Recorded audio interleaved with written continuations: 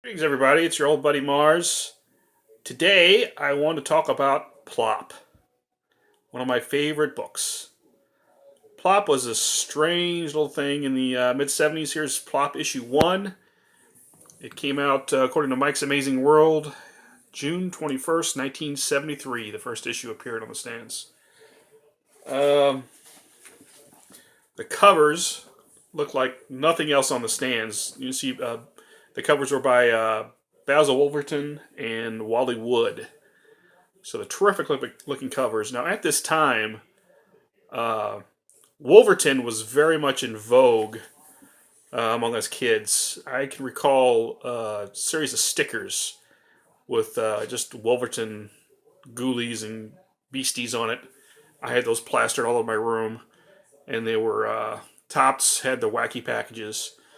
Just gross looking freaks. It was we all thought it was very cool. And these covers are it's a fun book, but collectible mainly because of the covers.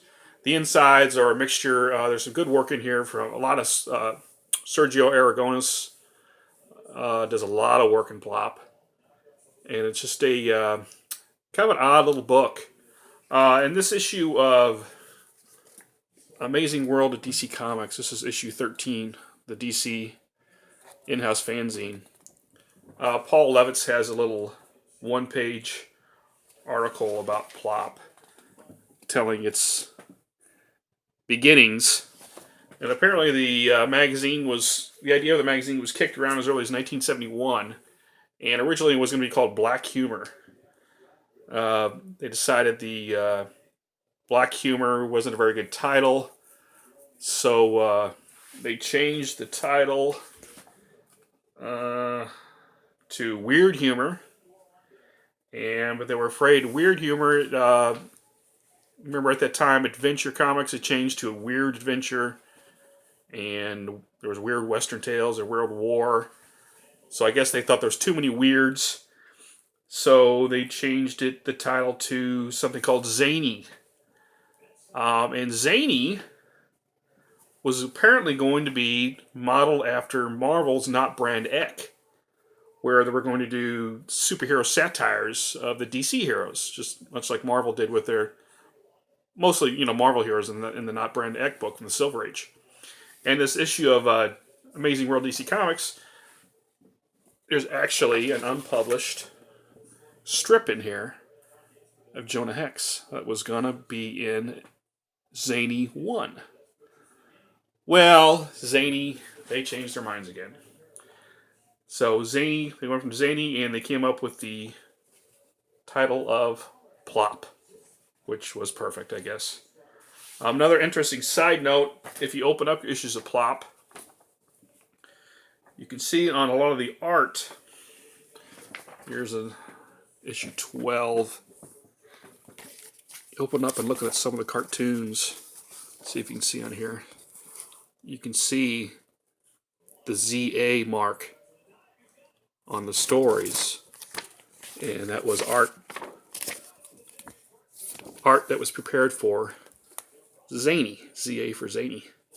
So you can tell how long some of this material was in the can before they got published in Plop. So let's look at Plop. 24 issues from 73 to the last issue was published at the end of 1976. Here's issue 2 by Wolverton. And no, that's not spaghetti. Those are supposed to be capillaries, I think, or veins.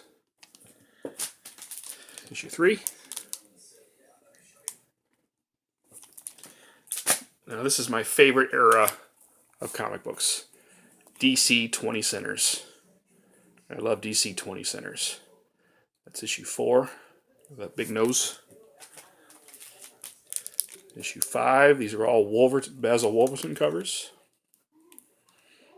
There's a yak foot. Issue 6.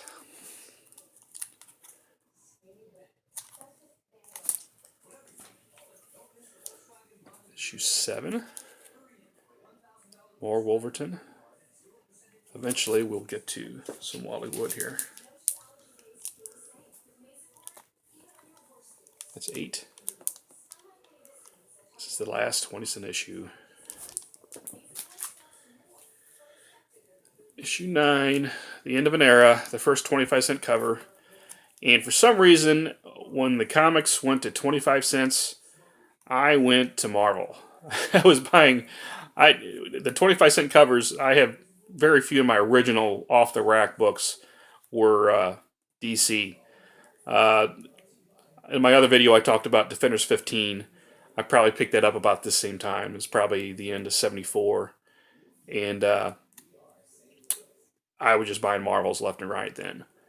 Ironically, the love affair with Marvel, it's weird how my buying habits were back in the 70s. I bought 25 cent, 30, and 35 cent, mostly Marvels. With the 40 cent, I started drop-off comics. I got really into baseball cards and stuff. 40 cent up, I was exclusively DC. Went back to DC, I started buying the Batman titles in Brave and the Bold. And I was pretty much DC, and then when I kind of came back in like 83, when I found my first true comic book store in St. Louis, I bought almost no Marvels. I was picking up Marvels, and they all looked the same to me. They all look like a very John Byrne-ish house style, which, you know, I like Byrne, but I'm not crazy about him like a lot of you are. Where DC, the new and interesting stuff was going on. So I was buying DC and Independence. And ever since then, I've barely looked at Marvel books anymore. I don't know why. But since the 80s, I've been a straight DC guy, almost. This is back to PLOP. This is issue 10. Let's see, get the camera back in focus. That is a leg there. It's kind of fuzzy. That's not what you think it is. That's another leg. Okay. Issue 11. Yes, issue 11. More Wolverton.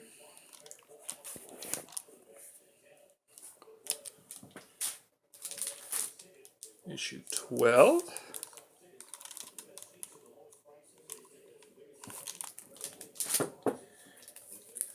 Issue 13. Here we have a Wally Wood cover.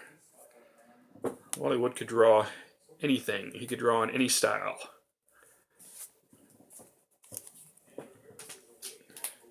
Back to Basil.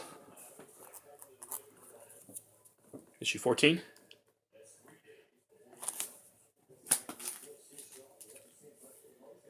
Wally Wood.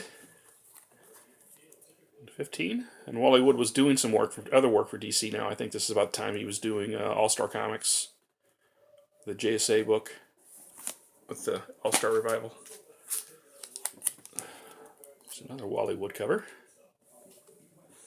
That's 16.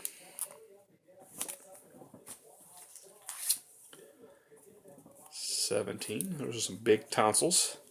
About this time, I think I had my tonsils out, as a matter of fact. That's Basil Wolverton.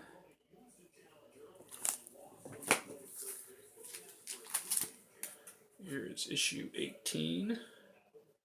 And I'm pretty sure that's Wolverton.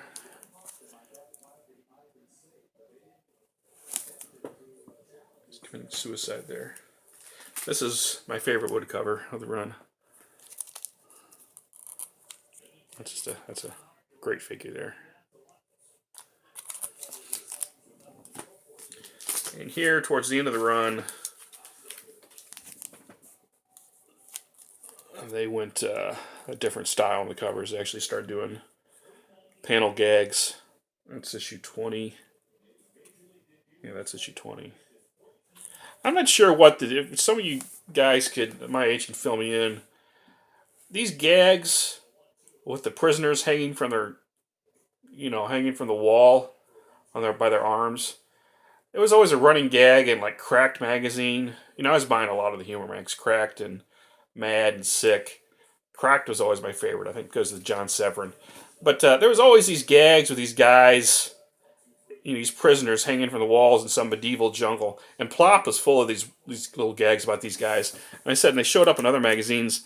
I don't know, maybe this was like a skit from Laugh-In or something. I'm not super familiar with Laugh-In. I haven't seen a whole lot of that show. But I don't know what the deal is with those prisoners, why that was so popular, a subject back then in comics.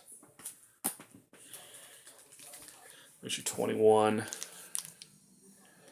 This is actually kind of a gag. It was in The